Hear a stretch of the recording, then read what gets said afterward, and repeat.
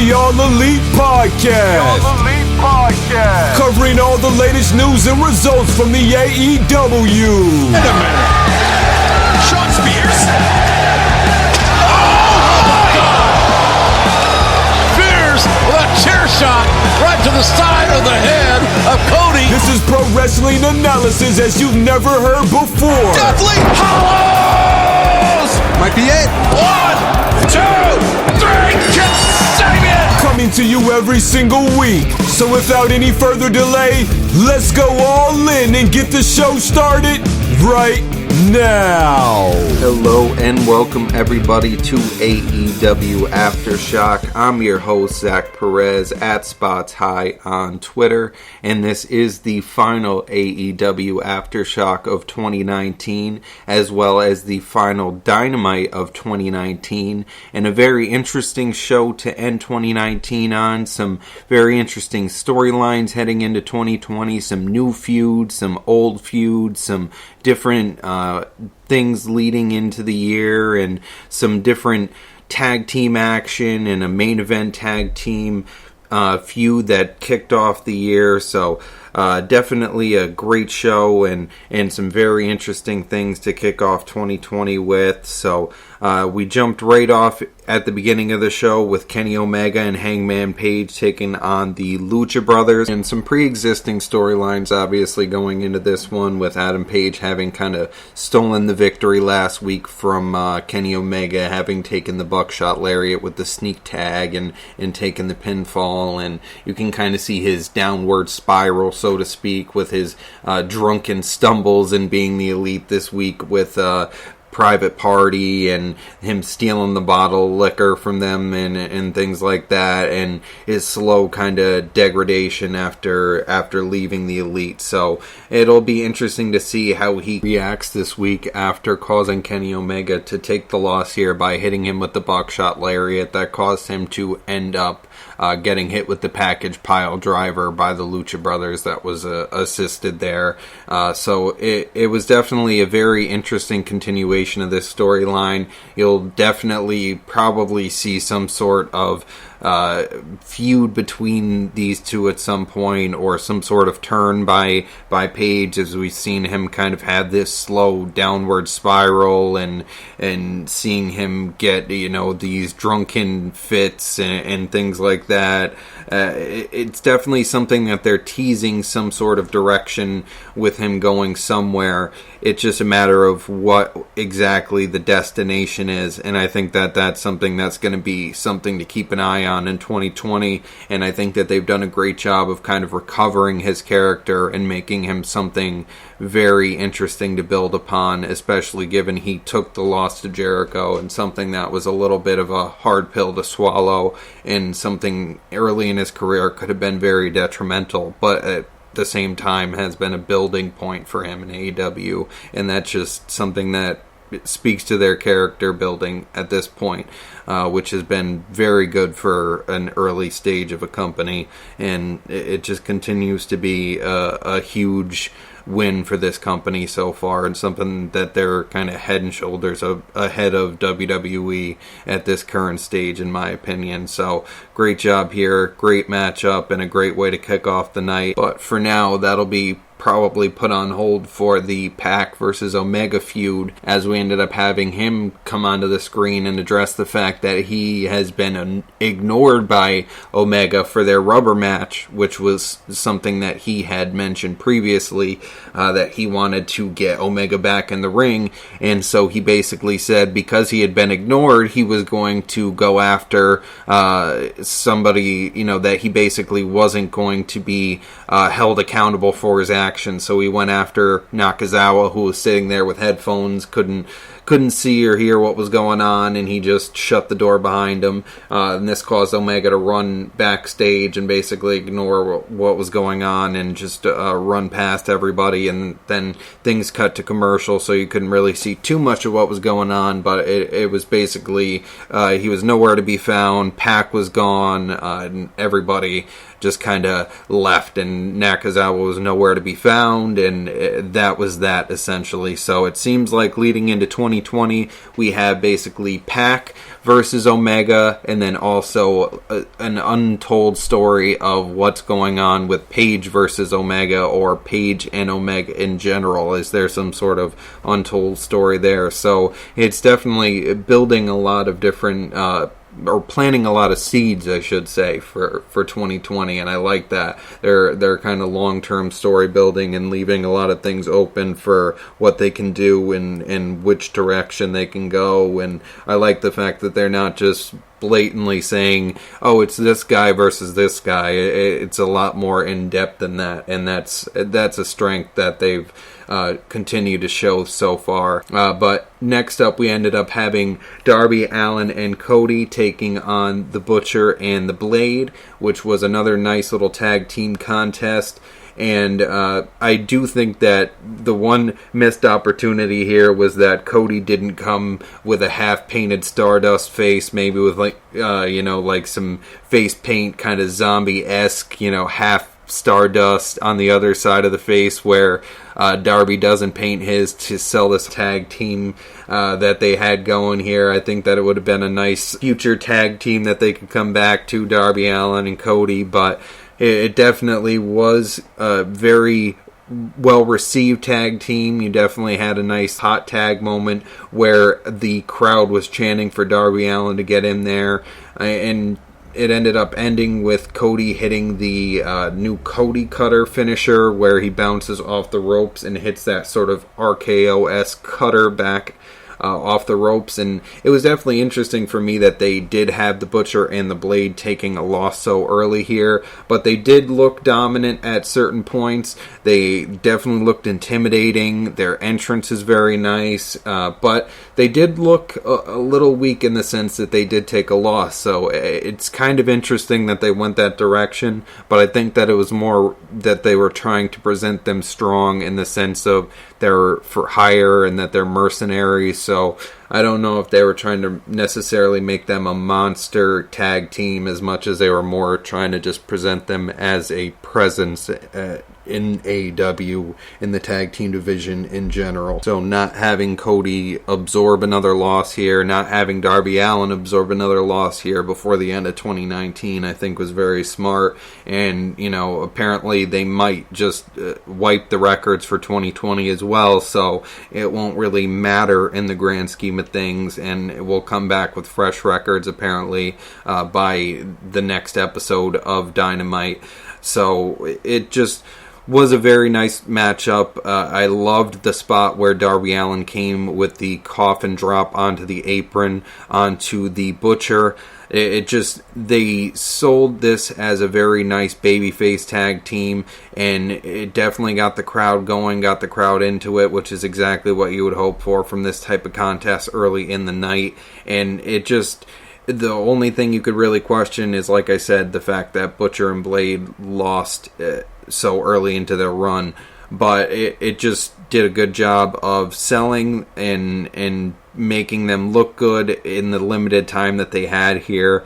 And I think that they do have a good future, and they kind of give that big guy presence, and I think that they play off each other nicely. Butcher has that old school kind of big guy vibe, and then you've got Blade, who's more that technician-esque.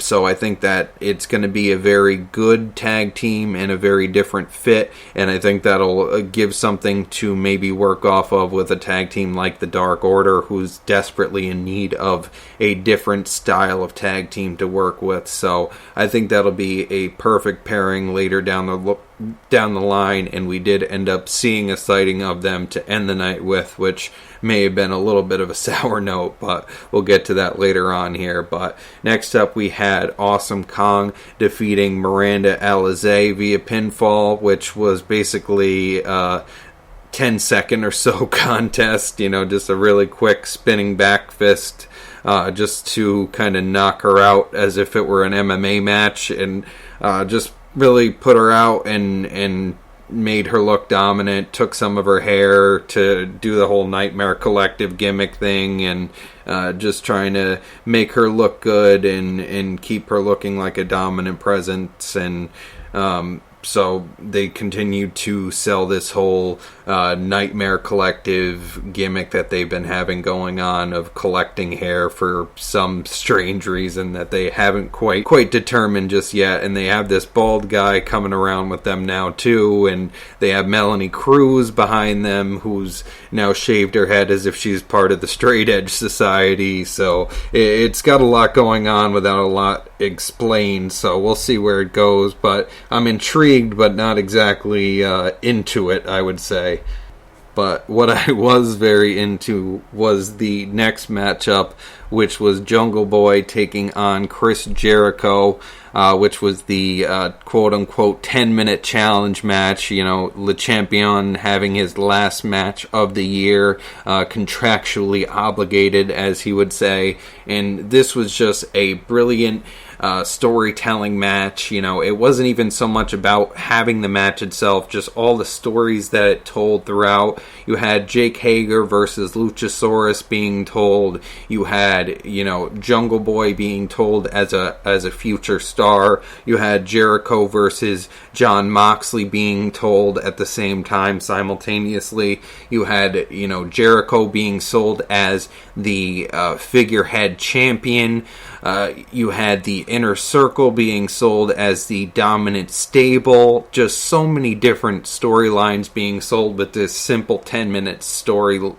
Brilliant display of storytelling in one matchup without even doing it in the main event. And I just thought that this was such a masterclass job by Jericho of putting over Jungle Boy here, and we saw some very interesting spots starting off the bat with Jericho trying to hit the Lion Tamer but not able to successfully lock it in, and, you know, like I said, Jake Hager getting involved early and selling that kind of, you know, the heel stable was here to cause a muck, and, you know, we're causing havoc inside of AEW, and they ended up getting kicked out after Marco Stunt tried to get involved, and just some very interesting ways of bringing all these different characters in and telling their stories, and showing that there's all these people out there who are gunning for Jungle Boy, and basically showing that he has this never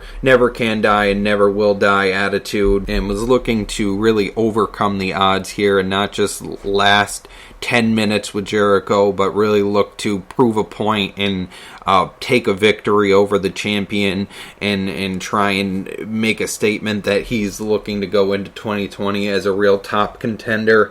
And so having all of those different stories being told simultaneously was kind of this symphony of great wrestling moments, and it was really Jericho at the helm of that, doing his best to kind of curate that, and doing a great job of doing so. And I think that it just speaks to how much experience he has in the industry, and he just kept his whole ship on track, you know, really doing a great job of making Jungle Boy look great, hitting a power bomb on him near the end, and locking in the Lion Tamer once more, and actually having at one point too during the match, he had Jungle Boy hit him with the Lion Salt, which Excalibur actually ended up exclaiming that he hadn't been hit with that previously before, so that was a very interesting moment as well, kind of letting him use his moves, so all letting him get over in all the best ways possible, and kind of sell the fact that he's coming from behind and having all the odds stacked against him, and still almost being able to come from behind and take a victory, and having a couple of near falls here and there, but near the end he got hit with a couple of power bombs, and then locked into the Lion Tamer with about a minute and a half maybe or so left, but he was locked into that and just had to sit there and wait out the clock, and 10 seconds left, and he just sat there locked into it and grimaced through the pain, and ended up just not tapping out. And Jericho was kind of furious at that fact, and went up to the timekeeper and demanded that they had another 5 minutes. Upon going into the ring, he ended up getting rolled up a couple of times by Jungle Boy, once in a kind of a typical roll up and then once in a crucifix, and a couple of near falls out of that. Jericho decided that he had enough and just went and grabbed his title and kind of took his ball and went home, decided that he wasn't going to get bested or humiliated here tonight, so he just walked up and got out of there before he could take a pinfall or have something like that happen. So he just decided that it was better to leave before trying to take the 5 minutes. And when Tony Schiavone decided to go ahead and ask him about the fact that he said he couldn't last 10 minutes with him, he said, no, he couldn't. I said that he couldn't beat me. And so he changed up his story and made sure to make himself look good and mention the fact that the offer to Jon Moxley still stands about letting him join the Inner Circle. So once again, setting up and planting the seeds for 2020, and just so many things worth mentioning about 2020. You know, you've got the Moxley and Jericho, the Pac versus Omega, the tension with Paige, the tag team wrestling division that's probably the best in all of wrestling, Jungle Boy being a rising star, the Dark Order situation, you know, the good and the bad, you know, as we'll get to, but, you know, so many different things going on, and it's just crazy how much they managed to squeeze into this episode, and just a masterful job of storytelling, which is really something that's kind of sticking out to me as something that is a bit underrated. The wrestling is amazing, but the storytelling is really, really well done as well. And to not really have a writing or creative team behind them the way that WWE does, it's pretty amazing what they're achieving in comparison. And something that came up in that same token here right after that is Christopher Daniels ended up right after that getting approached by the Lucha Brothers, and as we've seen on Being the Elite, the botched moonsault that he had, the Arabian moonsault, where he kind of went to swing up the legs and just fell on the ramp against Pentagon. It's been bothering him, and Pentagon came up and went to show him the footage and said that he doesn't have it anymore. And instead of this, you know, creating a situation where normally a wrestler would fight and brawl and get pissed off, and he just kind of cowered away from it and walked away. And you can tell there's some sort of thing going on here, whether it's Fallen Angel Christopher Daniels returning, or if maybe he reverts to joining the Dark Order with that gimmick, or whatever the situation is here. Later on in the night we ended up seeing him be a part of that brawl where he ended up getting beat down by the Dark Order, but regardless of that, there's so many different directions they can go with that as well going into 2020, so it'll be interesting to see where they go with this. But Frankie Kazarian and Scorpio Sky are just kind of letting things be with Daniels and not really casting out that helping hand, so things could go any different number of ways, and maybe even Curryman comes back. We'll never know. We'll have to see how crazy AEW decides to get with it. But speaking of crazy outlandish characters, we ended up having Chris Statlander taking on Britt Baker in the next matchup here, which is proving to be my favorite showcase of the women's division so far in terms of the talent involved here. I think Chris Statlander is the standout talent in all of AEW in terms of their women's division. I think that she is so far their future. She has just done amazing things in terms of her breakout talent and how quickly she's risen in their ranks already.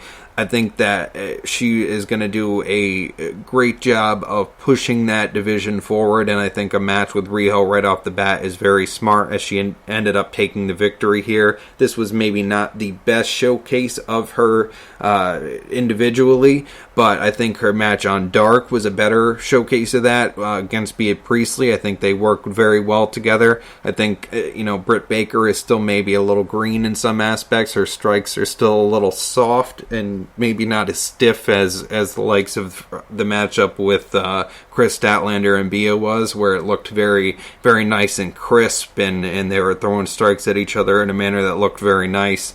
But this just ended up telling the story very well, that Chris Statlander is looking very dominant and looking to prove her point and go towards the top of the division very quickly. But she does have one thing in her way, which is, of course, Brandy Rhodes and the Nightmare Collective. So after this, Statlander was approached by the Nightmare Collective after she collected her victory with the awesome finisher, the Big Bang Theory, on the dentist, which, you know, she is a dentist, by the way, Britt Baker, in case you guys were wondering. That was her profession. That's making sure that we get that over.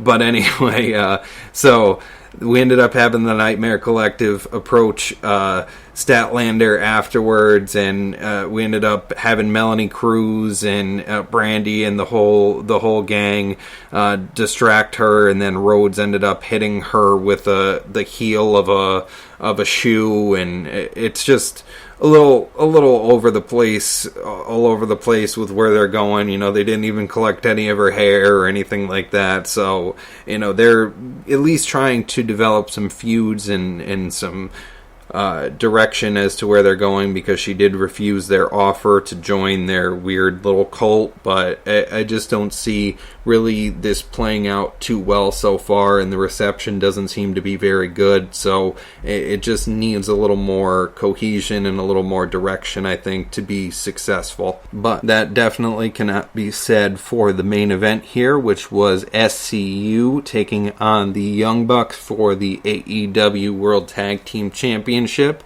And I have to say, I made the prediction, I thought right off the bat when I saw this, that the Young Bucks would take the tag team championships leading into 2020, you know, so that they would be the quote-unquote best tag team in the world leading into 2020, but that's not the case. SCU did end up taking the victory here in a very lively, very insane, over-the-top tag team match. You had some aerial acrobatics on the ropes that, you know, defy logic. I mean, the things that they were doing, Scorpio Sky and Nick Jackson, it just was ridiculous.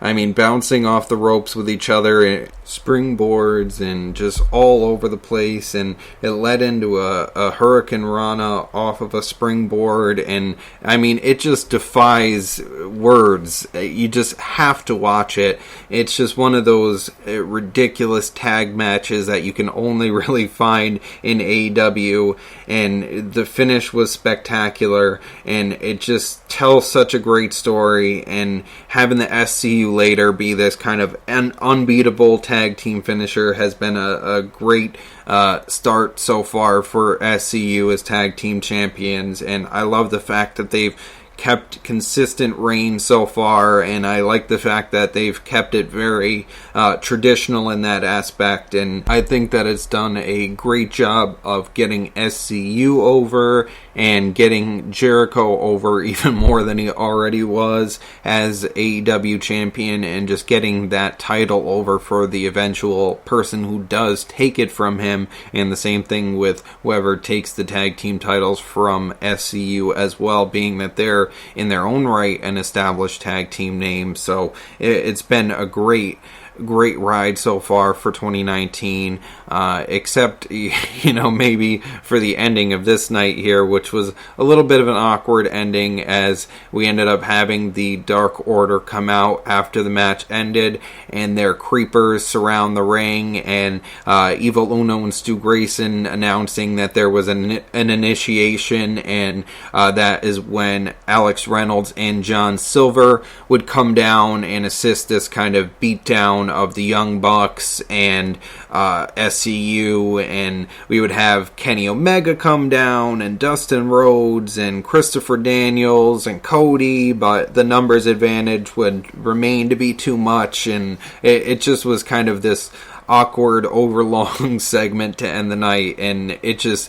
was kind of the same problematic start that the Dark Order had, where it just felt a little hokey and weird, as you ended up having at one point Reynolds and Silver got their masks, and Uno ended up taking out some blood out of Nick Jackson's mouth and just kind of holding it in his hands. And it was just, it's not that it was a terrible execution. It was just a weird way to end the year on, given that match was such a high note. The crowd wasn't very receptive to it. And like I said, it was kind of a regression point, given that the Dark Order pieces have been so great by kind of keeping them off of television. I think that maybe just having two members come out in masks would have been a lot stronger, rather than just having this large mob and this long kind of dragging segment at the end of the night. I think that it would have done far better, or even having Christopher Daniels assault somebody, or having the tease of maybe it's Christopher Daniels in the mask, or there's just different directions they could have gone with this that would have possibly made it a little better. But I think overall this night was excellent, and I think this was just a little bit of a stale point to end on. But otherwise, I think 2019 has been an excellent year for AEW. I've been proud to be a part of it. I've watched every bit of wrestling that they put out, from the first pay-per-view to every piece of AEW Dark to every episode of Dynamite. I've been here every step of the way, and I've been happy to bring you every AEW Dynamite review here with AEW Aftershock here on the WWE podcast. So thanks to Matt, thanks to all my friends and family, thanks to all of you fans who take the time to listen, however often you do, whether it's every week or this is your first time listening or you listen every once in a while, however often it is. I really appreciate you taking the time to listen to me ramble on about my opinion about wrestling. So I really appreciate it, and I hope everybody who's listening to this has a Merry Christmas and a happy holidays, and I'm just looking very much forward to a great new year and a very exciting 2020 with a lot of new projects coming forward. And make sure to check out my articles.